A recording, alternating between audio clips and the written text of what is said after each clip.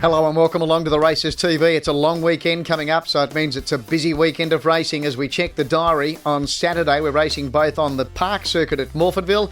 It's also Jamestown Cup Day. On Sunday, we're racing at Port Lincoln after a very good first meeting for their new season recently. On Sunday, that's Port Lincoln. Monday, we go racing at Strathalbyn. And next Wednesday, we're racing at Balaklava. The John MacMillan stable enjoying a nice run at the moment. John, before we look at your chances at Morphettville on Saturday, and a winner there will mean $10,000 for John MacMillan. Firstly, back to Gawler last Sunday and Boristar winning the Gawler Cup. Yeah, I was very happy with that. As you know, I picked that race out for him after the Balaklava Cup. We missed the run because he was favourite at Morphettville and unfortunately got a foot abscess. He missed that race and he missed about 5 days worth of work. So going into Gawler, I was a little bit concerned, and I think the last 50 metres told its tale, but he held on anyway. Yeah, it's a great effort with that little hiccup after Balaklava. What about from here on in with Boristar, John?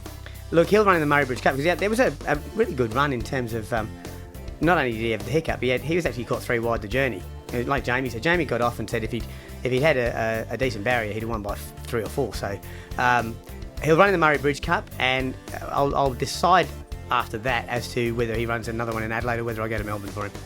All right. Saturday, Morphettville. Now, Thoroughbred Racing South Australia have put up this bonus for the new racing season. If you can train a winner 4 successive Saturdays, it's a $10,000 bonus. Ryan Balfour's already achieved it. You're 3/4 of the way there. How are you feeling going into Saturday? Good. Obviously, it's nice to have horses that can win the 3 weeks in a row, but it's never easy to do. I think they said when they bought it in, if they had it last year, Stokesy would have won it twice and Tony McAvoy once, and that's it. So I congratulated Ryan Balfour, and he goes, mate, you'll get it as well. I thought, I wish I had his confidence about it. But look, I think I'm a chance because Creance is a nice horse, but he has gone up in class, and while he's done well at home, I don't know if he'll back up 1 week after the other. And unfortunately, I couldn't find any races to suit most of the others. I've got a couple in a 3-year-old maiden, but there's nothing there that I could say, we're just going to go and win. Just with Creance, he's been really impressive, his 2 runs this campaign. You got him at the end of his last campaign? Yeah, look, I actually picked him out in the English sale. Chestnut Charlie can't get there, late season of fortune, but Creance hands and hills, good win. I picked him out because I had a few owners saying that they're looking to buy a horse, but no one had committed. And I looked, and I just liked him, and I said, I reckon this make a nice black type horse in Adelaide, possibly better if he matures.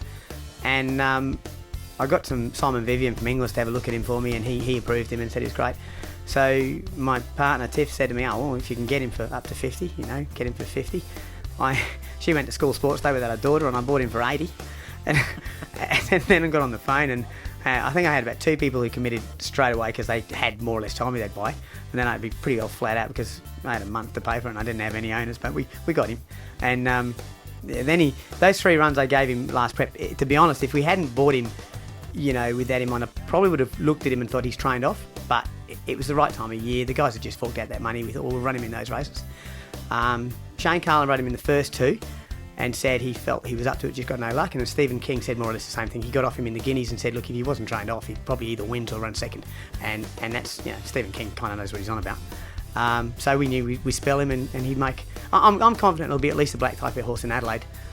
Whether he wins for me next week, I don't know. If he wins on Saturday for you, you might have to think about maybe finding a race for him in Melbourne as well, and he might be on the float with Boristar. Look, actually, there is one for him. If I said to the guys in him, if he does win this week, 3 weeks later, the night before the Cox Plate, there's a 1,600 metre race at Moonee Valley for him. So it'll be 3 weeks between runs and get him over the quick backup. So if he wins this week, that's where he'll go. If he doesn't, I'm not quite sure. Good luck on Saturday. Well done last weekend with Boristar at Gawler in the Cup there, and what you've achieved already in the new racing season. Thanks very much, Terry.